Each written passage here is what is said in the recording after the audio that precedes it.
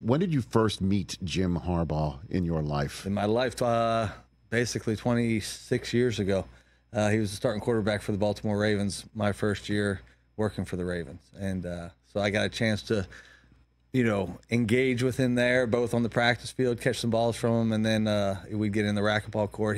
He'd recruit me in because he knew I played, and him and Eric Zyer, who was our backup quarterback. Zyer. Yeah, they'd have like violent games in there.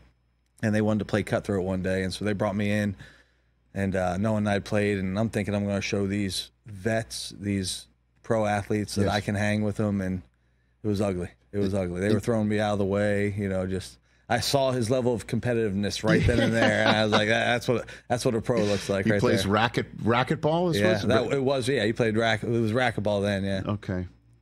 He attacks that like with an enthusiasm as well, just like everything else, unknown to mankind. Yeah. So you kept in touch with him in certain ways. When we hired John in Baltimore, right. He was at Jim was at Stanford, and so got to know him then going into the school. Certainly the brothers helped the connection, and right.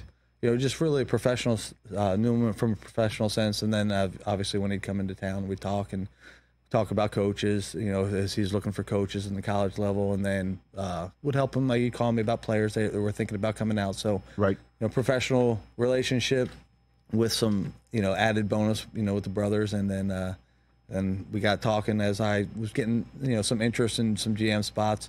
Talked to him about, and working together, and here we are. And here you are. Yeah, it's a blessing. It really is amazing because a lot of people. I was talking just yesterday on yesterday's program with my colleague Ian Rappaport at NFL Network and NFL Media Group, and he was saying he was at your facility just 2 days ago, and that there's something about Jim that feels different.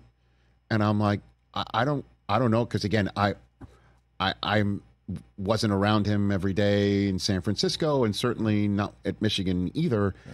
I just think the guy looks happy. Yeah. You know what I mean? Like that he's in a spot where he's back in the NFL, coming off of hanging the banner, mission accomplished in the alma mater. Yeah.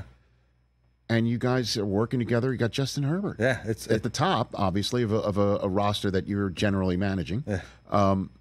Is it that simple? Not to psychoanalyze him on live radio and television. No, I don't want to get too deep into that. But I think Jim loves the game and loves coaching, loves the players, loves the organization, loves every organization he's ever been a part of, and he pours his passion into it, and just has fun doing it. And that's all I've known being around him. As he was as a player for us in Baltimore that 1 year, when I've seen him at Stanford, at Michigan, when he's over at the facility with John. Obviously, I know John really well, and John's the same way. I mean, like John's like a brother to me, working as long as I did with him. And the passion they both have for the game of football and the love they have for the players and everyone in the organization, you just see it out there. And the facility is unbelievable. The Spanos family, Dean, John, AG, what they build out there, you can't help it.